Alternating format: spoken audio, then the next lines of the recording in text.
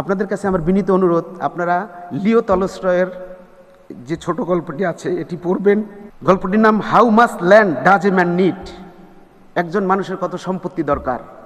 আপনারা সবাই এটা পড়বেন, নিশ্চয়ই জানেন, অনেকে পড়েছেন। এই গল্পের মূল চরিত্রের নাম পাহম। জমির লোভে হাঁটতে হাঁটতে একসময় ক্লান্ত হয়ে এসে মৃত্যুবরণ করেন এবং ওখানেই তাকে দাপন করা হয় 3.5 হাত মাটিতে। আপনারা আমার জন্য বরাদ্দ শিখতেন ততটুকু, এই লক্ষ্য নিয়ে দেশের জন্য কাজ করবেন, এই বিনীত আহ্বান আপনাদেরকে জানাচ্ছি। মাননীয় প্রধানমন্ত্রী, 76 নং রাষ্ট্রপতির আদেশ বলে জাতীয় রাজস্ব বোর্ড প্রতিষ্ঠিত হয়। প্রতিষ্ঠার পর হতে সংস্থাটি জাতীয় অর্থনৈতিক উন্নয়নে সরকারের ব্যয় নির্বাহের জন্য অর্থ সংস্কার করে ইকোনমিক লাইফলাইন হিসেবে নিজের উপর অর্পিত দায়িত্ব পালন করে চলেছে। বিগত 54 বছরের ইতিহাসে প্রতিষ্ঠানটির মাধ্যমে সরকারের কিছু মাইলফলক সিদ্ধান্ত দেশের অর্থনৈতিক অগ্রযাত্রাকে ত্বরান্বিত করেছে।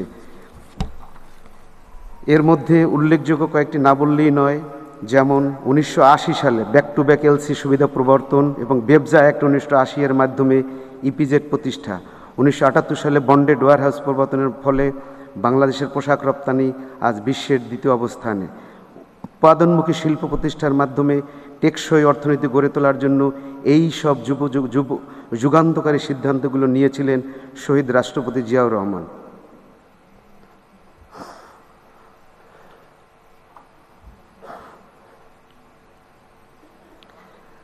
উনিশশো 91 সালে বিএনপি সরকার পুনরায় রাষ্ট্র ক্ষমতায় এসে ভ্যাট ব্যবস্থা সূচনার ফলে রাজস্ব ব্যবস্থায় বৈপ্লবিক পরিবর্তন সাধিত হয়।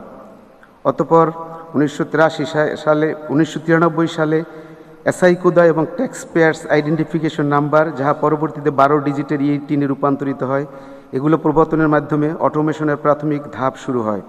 2003 সালে জাতীয় রাজস্ব বোর্ডের আর্থিক গোয়েন্দা সেন্ট্রাল ইন্টেলিজেন্স সেল এবং বৃহৎ করদাতাদের জন্য বিশেষায়িত ইউনিট LTO এর যাত্রা শুরু হয়। অর্থাৎ এনবিআর-এর যে চেঞ্জগুলো, এনবিআর-এর যে ডাইমেনশনগুলো, এগুলো যেই সালে হয়েছে, সালগুলো দেখলেই আপনারা বুঝতে পারবেন যে এর রূপকার কারা। জাতীয় রাজস্ব বোর্ড রাজস্ব সংক্রান্ত আইন, বিধি ও নীতি প্রণয়ন এবং রাজস্ব আহরণের পাশাপাশি দেশের রপ্তানি বাণিজ্যের প্রসার, স্থানীয় শিল্পের সুরক্ষা, ট্রেড নেগোসিয়েশনে অংশগ্রহণ ও বাণিজ্য চুক্তি বাস্তবায়ন, আন্তর্জাতিক বাণিজ্য সহজীকরণ এবং সীমান্ত সুরক্ষা ও চোরাচালান প্রতিরোধে নিরলসভাবে কাজ করে যাচ্ছে। আপনার সদয় অবগতির জন্য জানাচ্ছি যে রাজস্ব প্রশাসন থেকে রাজস্ব নীতি পৃথক করার উদ্যোগ গ্রহণ করা হয়েছে। এ লক্ষ্যে একটি উচ্চ পর্যায়ের জাতীয় কমিটি কাজ করছে। মাননীয় প্রধানমন্ত্রী সম্মানিত সুধী, সরকারের কোষাগারে রাজস্ব হিসেবে জমা হওয়া প্রতি 100 টাকার মধ্যে 86 টাকায় আহরিত হয় জাতীয় রাজস্ব বোর্ডের মাধ্যমে। শিক্ষা, স্বাস্থ্য, সামাজিক নিরাপত্তা, অবকাঠামো, প্রতিরক্ষা সহ রাষ্ট্রের প্রতিটি সেবা ও প্রতিটি উন্নয়ন প্রকল্পের ব্যয় নির্বাহের পেছনে রয়েছে এই আহরিত রাজস্ব। এ কারণেই রাজস্ব আহরণ আমাদের কাছে নিছক একটি প্রশাসনিক দায়িত্ব নয়। এ কারণেই রাজস্ব আহরণ আমাদের কাছে নিছক একটি প্রশাসনিক দায়িত্ব নয়, এটি আত্মনির্ভরশীল রাষ্ট্র বিনির্মাণে একটি পবিত্র ব্রত। স্বাধীনতার পর 1972-73 সালে জাতীয় রাজস্ব বোর্ড আহরণ করেছিল মাত্র 166 কোটি টাকা। সদ্য সমাপ্ত 2025-26 অর্থ বছরে, যে অর্থ বছরের 4 মাস বর্তমান সরকারের নেতৃত্বে পরিচালিত হয়েছে, এই অর্থ বছরে আমরা রাজস্ব আহরণ করেছি 4,15,476 কোটি টাকা। শেষ কোয়ার্টারে মাননীয় অর্থমন্ত্রী, লাস্ট কোয়ার্টারে মাননীয় প্রধানমন্ত্রী, মাননীয় অর্থমন্ত্রী এবং মাননীয় অর্থ উপদেষ্টা মহোদয় আমাদেরকে 3টি টাস্কফোর্স করে দিয়েছে ক্ষমতায় আসার পরপরই। সেই 3টি টাস্কফোর্স 3টা বিভাগের জন্য, আয়কর, কাস্টমস এবং ভ্যাটের জন্য নিরলস পরিশ্রম করে তারা লাস্ট কোয়ার্টারে এ যাবৎকালে এনবিআর সৃষ্টির পর থেকে সর্বোচ্চ কর আদায় করেছে। 5 দশকে 166 কোটি টাকা থেকে 4,15,476 কোটি টাকা, 5 দশকে 2,500 গুণ রাজস্ব বৃদ্ধি পেয়েছে। এই সময় রাজস্ব এটাই বড় কথা নয়, এই সময় রাজস্ব আদায় কাঠামোগত রূপান্তর সংঘটিত হয়েছে। 72-73 সালে আমদানি শুল্ক থেকে আসতো 55% রাজস্ব, যেটা এখন 25-26 অর্থ বছরে আমদানি শুল্ক থেকে এসেছে 27%। অর্থাৎ এটা আমাদের ইন্ডিকেট করে উৎপাদনমুখী শহীদ রাষ্ট্রপতি জিয়াউর রহমানের উৎপাদনমুখী শিল্পের যে অগ্রযাত্রা সেদিকে আমরা আছি, সেদিকে আমরা চলছি। আয়কর এবং ভ্যাট মিলে বর্তমানে যোগান দিচ্ছে 73% রাজস্ব, অর্থাৎ আমাদেরকে যে অভ্যন্তরীণ সম্পদ দিয়ে নিজেদের স্বনির্ভর হতে হবে, আমরা সেই ডাইমেনশনে এগিয়ে যাচ্ছি। মাননীয় প্রধানমন্ত্রী 25-26 অর্থবছরে আমরা 12.3% প্রবৃদ্ধি অর্জন করেছি। আগের বছর এই প্রবৃদ্ধি ছিল 2.5%। প্রবৃদ্ধির এই মন্থরতা কাটিয়ে এটি একটি সুস্পষ্ট পুনরুদ্ধার। চলতি 26-27 অর্থবছরে সরকারের মোট রাজস্বের বাজেটের আকার হলো মোট বাজেটের আকার 9,38,000 কোটি টাকা। মোট রাজস্ব লক্ষ্যমাত্রা টিআর অ্যান্ড এনটিআর মিলে 6,95,000 টাকা, যার 87% অর্থাৎ 6,04,000 কোটি টাকা জাতীয় রাজস্ব বোর্ডের মাধ্যমে আহরিত হবে ইনশাআল্লাহ। এই লক্ষ্য অর্জনে প্রয়োজন প্রায় 45% প্রবৃদ্ধি। মাননীয় প্রধানমন্ত্রী, এই লক্ষ্যমাত্রা অর্জন একটি চ্যালেঞ্জ।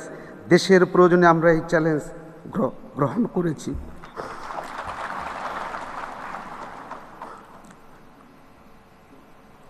মাননীয় প্রধানমন্ত্রী, সরকারের নির্দেশনা আমাদের কাছে সুস্পষ্ট।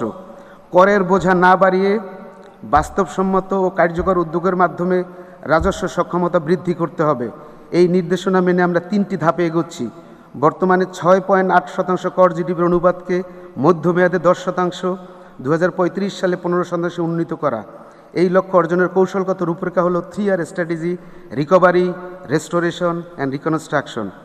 মাননীয় প্রধানমন্ত্রী, এবার আমরা 6,04,000 কোটি টাকা 3টি খাত থেকে কিভাবে আদায় করব তার কিছু রূপরেখা এবং পরিকল্পনা আপনার সামনে উপস্থাপন করছি।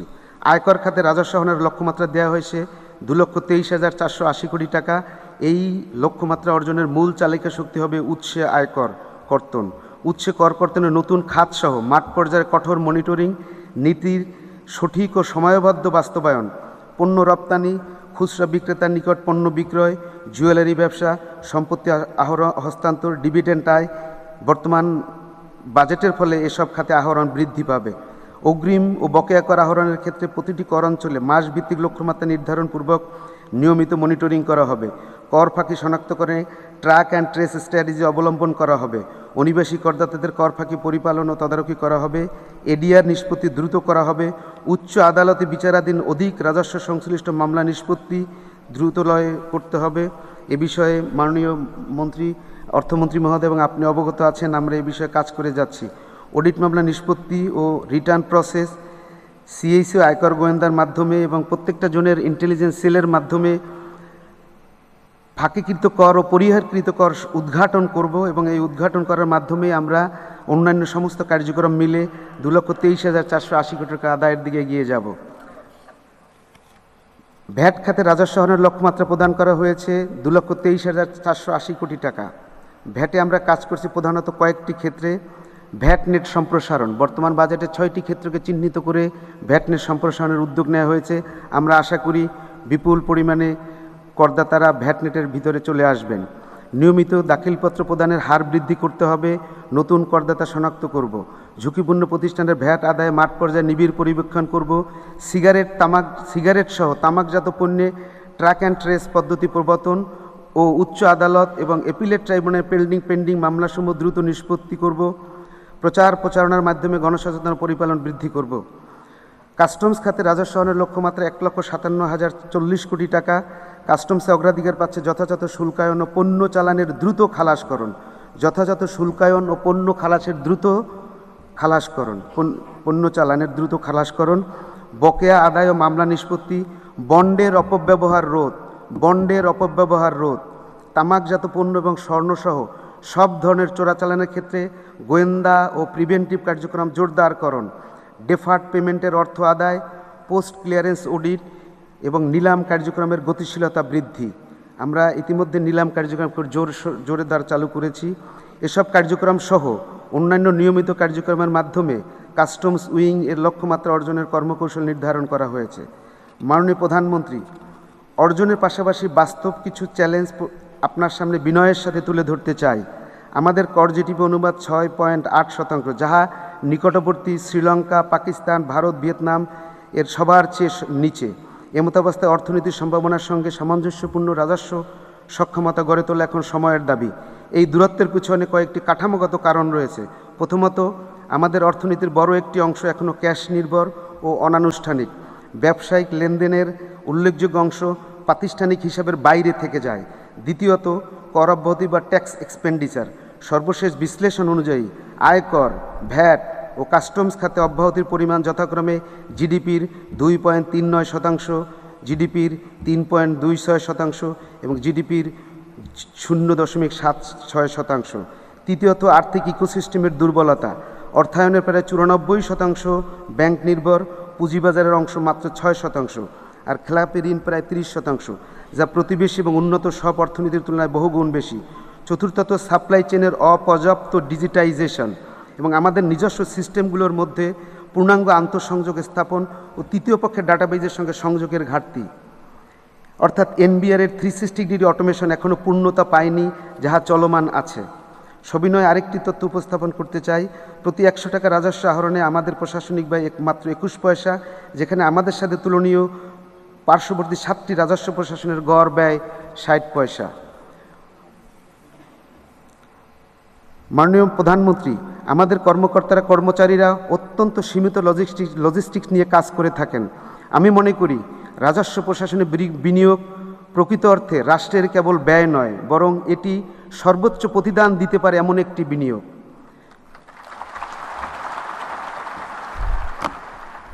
সম্মানিত সুধী, আন্তর্জাতিক উত্তম চর্চা ও দেশীয় বাস্তবতা বিবেচনায় নিয়ে জাতীয় রাজস্ব বোর্ড সাম্প্রতিককালে আইন ও বিধির ব্যাপক সংস্কার করেছে। এছাড়াও 2025-26 অর্থ বছরের বাজেটে বিনিয়োগ ও ব্যবসা বান্ধব পরিবেশ সৃষ্টির লক্ষ্যে আইন ও বিধিতে ব্যাপকভাবে ডিরেগুলেশন করা হয়েছে। রাজস্ব ব্যবস্থার ডিজিটাল অভিযাত্রায় কাস্টমসের SI to the world, national single window, customs bond management system, e auction, e TIN, e return, ETDS, e audit এবং ভ্যাটের ক্ষেত্রে e registration, e return, e appeal, e refund ইত্যাদি ব্যবস্থার প্রবর্তন করা হয়েছে। অনলাইনে করদাতার আয়কর রিটার্ন দাখিলের ক্ষেত্রে রেকর্ড পরিমাণ 46.5 লক্ষ আয়কর রিটার্ন দাখিল হয়েছে, যাহা মোট দাখিলকৃত রিটার্নের 94%। করদাতাদের মধ্যে 94% করদাতারা এখন আমাদের আয়কর অফিসে যেতে হয় না। আয়কর কর্মকর্তা আয়কর কর্মচারীদের সাথে তাদের কোনো ফিজিক্যাল কন্ট্যাক্ট হয় না। করদাতারা এখন থেকে অনলাইনে আয়কর রিটার্ন দাখিল করেন, আয়কর সনদপত্র গ্রহণ করেন বাসায় বসে, প্রাপ্তি স্বীকারপত্র গ্রহণ করেন বাসায় বসে, কর প্রদান করেন বাসায় বসে। অর্থাৎ ডিজিটাইজেশনের এই যে ক্ষেত্রটি আমরা পরিপূর্ণভাবে সম্পন্ন করতে পেরেছি মাননীয় প্রধানমন্ত্রী। এখন এর ফলে কি হয়েছে, অনিয়মের সুযোগ অনেকটাই কমে গিয়েছে। এখন ওইভাবে অনিয়ম এখানে আর করার কোনো সুযোগ নেই, যেহেতু ফিজিক্যাল কন্ট্যাক্টলেস জিরো। তাছাড়া রিস্ক বেসড অটোমেশন পদ্ধতিতে ব্যক্তি করদাতার আয়কর রিটার্ন অডিটের কার্যক্রম গ্রহণ করা হয়েছে, যার ফলে করদাতার রিটার্ন অডিটভুক্তি করার ক্ষেত্রে কর কর্মকর্তার হস্তক্ষেপ সম্পূর্ণরূপে বন্ধ করা হয়েছে। মাননীয় প্রধানমন্ত্রী ও সম্মানিত সুধী, রাজস্ব আহরণ কেবল জাতীয় রাজস্ব বোর্ডের একক ইচ্ছাধীন ব্যাপার নয়। ব্যাংকিং খাত, পুঁজিবাজার নিয়ন্ত্রণকারী সংস্থা, নিরীক্ষিত আর্থিক প্রদানকারী কর্তৃপক্ষ, বিচার বিভাগ সহ সংশ্লিষ্ট সবগুলো প্রতিষ্ঠান ঐক্যবদ্ধভাবে কাজ করলেই এনবিআর অধিকতর রাজস্ব আহরণে সক্ষম হবে। এ বিষয়ে আপনার নেতৃত্বে আন্তঃপ্রতিষ্ঠানিক সমন্বয়, তথ্য বিনিময়ের আইনি ও কারিগরি কাঠামো, রাজস্ব প্রশাসনের জনবল, প্রশিক্ষণ ও প্রযুক্তিতে বিনিয়োগ, এই 3টি ক্ষেত্রে আপনার সদয় সহযোগিতা প্রার্থনা করছি। এই সম্মেলন থেকে আমরা এনবিআরের ভ্যাট, কাস্টমস ট্যাক্সের কর্মকর্তা কর্মচারীরা বাংলাদেশের করদাতাদের কাছে প্রধানত 5টি অঙ্গীকার করছি। 1, আমাদের সেবা হবে ন্যায্য, আইনের দৃষ্টিতে সকল করদাতা সমান, এই নীতির সমপ্রয়োগ। 2, সেবা প্রাপ্তি হবে সহজ, দপ্তরে কম যাতায়াত এবং একই তথ্য বারবার চাওয়া হবে না। আইনের পরিবর্তন হবে প্রেডিক্টেবল, অর্থাৎ অংশীজনদের সাথে পরামর্শক্রমে এগুলো করা হবে।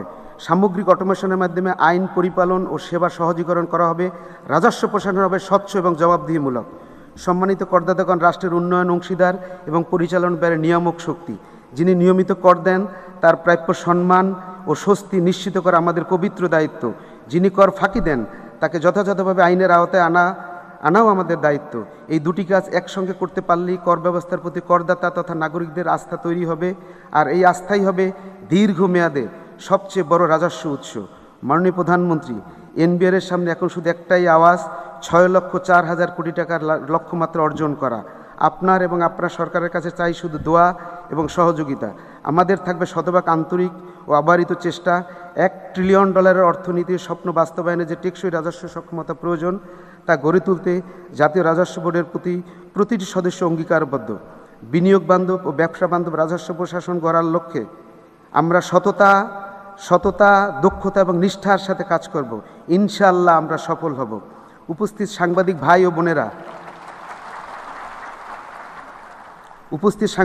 ও বোনেরা, আপনাদের উপস্থিতি সবসময় আমাদের অনুপ্রাণিত করে। করদাতাদের নিকট জাতীয় রাজস্ব বোর্ড কর্তৃক গৃহীত বিভিন্ন উদ্যোগের বস্তুনিষ্ঠ সংবাদ পরিবেশন নতুন গণতান্ত্রিক বাংলাদেশে অভ্যন্তরীণ রাজস্ব আহরণে গতি বৃদ্ধি করবে বলে প্রত্যাশা করি। পরিশেষে আমি আমার কলিগ যারা এখানে আছেন তাদের কাছে মাননীয় প্রধানমন্ত্রীর সম্মতি নিয়ে একটি গল্প বলছি। আপনাদের কাছে আমার বিনীত অনুরোধ, আপনারা লিও টলস্টয়ের যে ছোট গল্পটি আছে এটি পড়বেন। গল্পটির নাম how much land does a man need. একজন মানুষের কত সম্পত্তি দরকার।